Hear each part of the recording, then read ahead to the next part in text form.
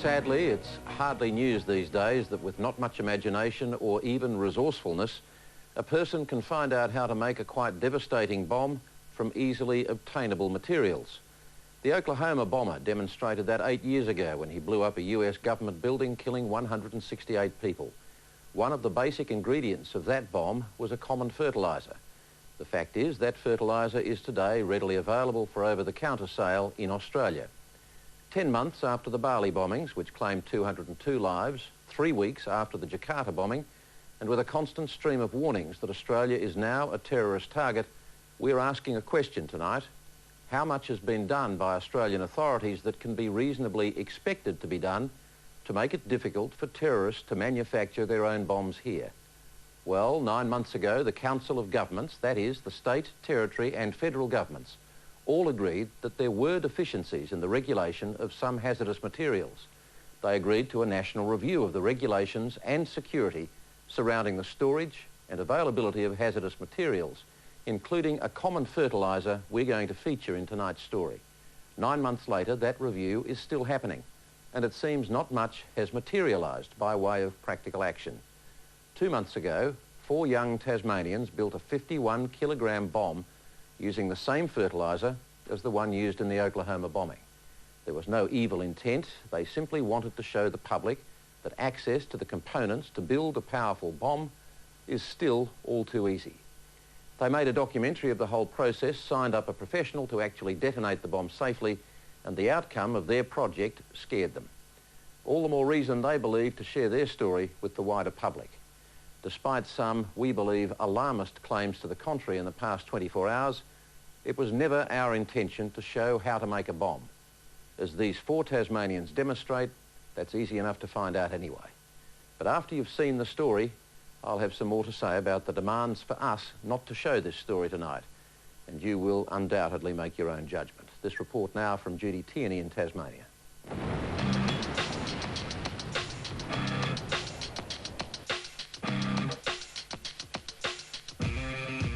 Making a cake would be harder than building this explosive. And it's very, very simple to make, and anyone can just go out and buy the materials from hardware stores to make it.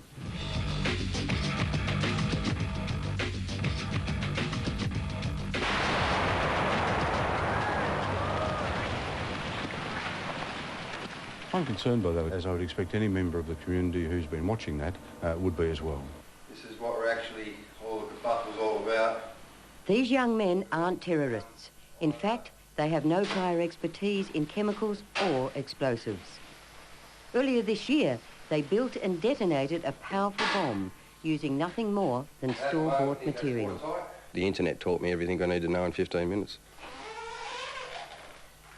In the wake of the Bali bombing, electrical technician Adrian Smith and his 3 friends decided to film their own documentary as a warning to the public. We decided, as being amateur documentary makers, that thought to ourselves, how easy is it to build an explosive?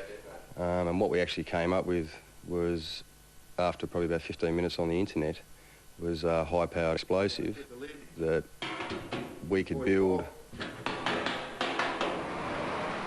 For obvious reasons, we won't go into the details of all the bomb's ingredients or how it was made. The Bali bombers used a bleach called potassium chlorate, but the principal component of the 1995 Oklahoma bomb was a commonly used fertiliser. I just walked in and said, oh, we need 5 kilos of ammonium nitrate. And he said, oh, sorry, we can only sell that in a 50-kilo bag. So we said it'll be fine. He said, well, take your car around the back and we'll load it up. And he joked with us on the way out that, oh, I just hope you're not going to build a bomb with that, fellas. There are a lot of people in the Tasmanian community who can actually lawfully buy this sort of material for fertilising their lawn, for putting on their vegetable gardens and doing similar law-abiding activities with it. When all the ingredients had been bought, the team sought a remote location about an hour outside Hobart, where the bomb could be assembled and detonated in safety. They approached Adrian Burns, who's qualified and registered to supervise such explosions. He secured a blasting permit from the local council. G'day, my name's Adrian. I'll be your shot firer for today. For legal purposes, we're doing this under controlled supervision. The 4 guys involved in this documentary have no knowledge of explosives whatsoever other than what they've gleaned off the internet. He was surprised by the ease with which 4 amateurs managed to assemble such a device. The simplicity of it was very scary. The simplicity as to how they obtained the materials. For example, the primary detonator that they used to detonate the unit itself. Once 2 cameras were in position several hundred metres from the bomb site, Adrian Burns triggered the blast. And the documentary makers were shocked by the devastation they'd unleashed. As you can see, it's about 5 metres wide, from edge to edge, all the way around. Somewhere between 1 to 1.5 metres deep.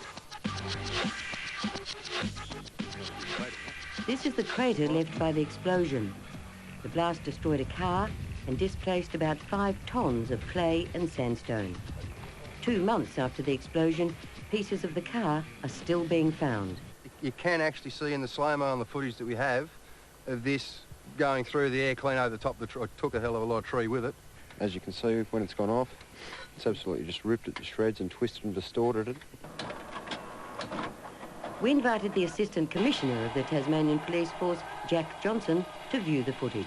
What we should be doing is highlighting the fact that the ABC, in showing something such as this, are really saying to the community exactly the same message that we've been trying to send for some time, and that is to be alert, but don't to be alarmed. Because being alert would mean that the people who've been involved in the sale of those particular products would actually inform the National Security Hotline of what they'd seen and what they'd sold, and then communicate that to the police for investigation.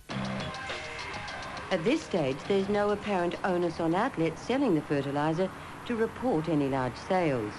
And as Jack Johnson points out, because Adrian Smith and his friends bought 200 kilos of fertiliser over a number of weeks, such controls may not have proven effective in this case.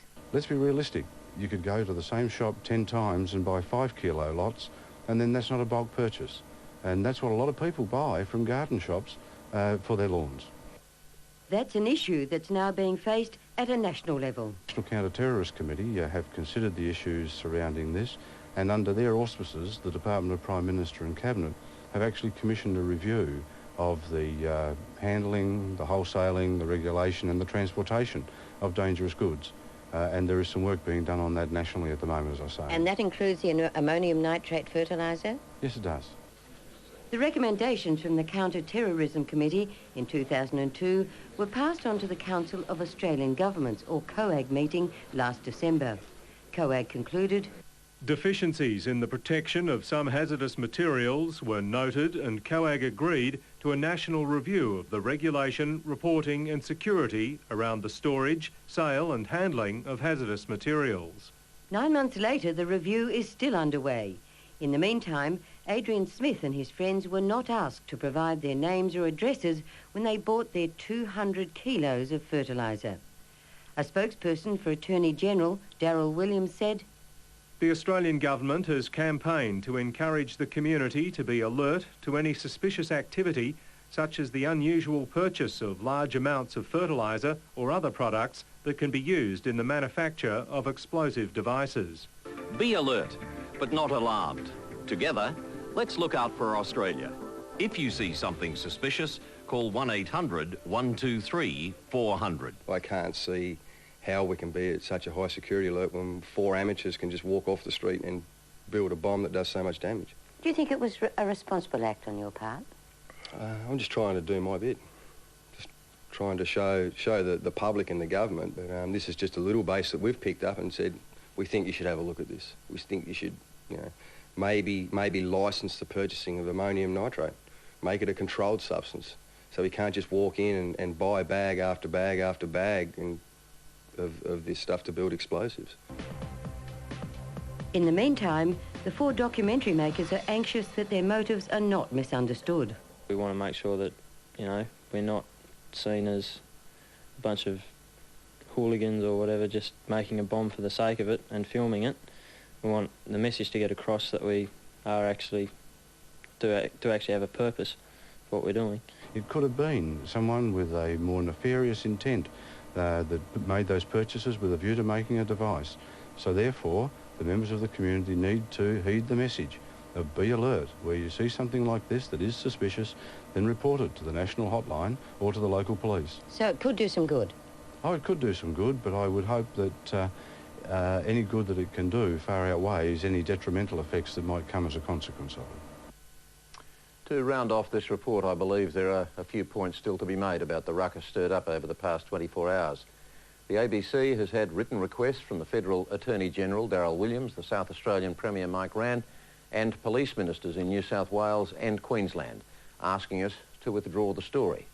Broadly speaking, they were all concerned, or expressed concern, that our report would give guidance to people on how to make their own bomb. Their concern was apparently based on worries expressed by Tasmanian police to senior police colleagues in other states.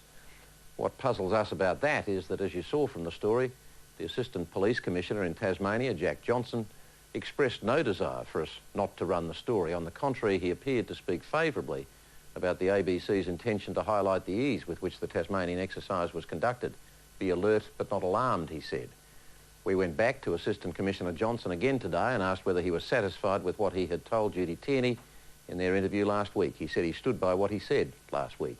He also denied a claim in yesterday's Sun Herald newspaper that he had been outraged, to use their word, by the prospect of us running the story. He was obviously concerned that we present it in a responsible way. We believe there was a clear public interest in exploring this issue, particularly given the slow pace at which federal and state ministers appear to be conducting their review to try to regulate access to the kind of material that went into the Tasmanian bomb. As I said in the introduction, it's now 9 months since they agreed to the review. At this point, no one seems able or prepared to tell us what stage that review is at. There's no doubt it's a difficult issue and a hard one to police, but one in which there would seem to be a great deal at stake, and I'll be happy to pursue it with one of the relevant ministers tomorrow night. That report came from Judy Tierney.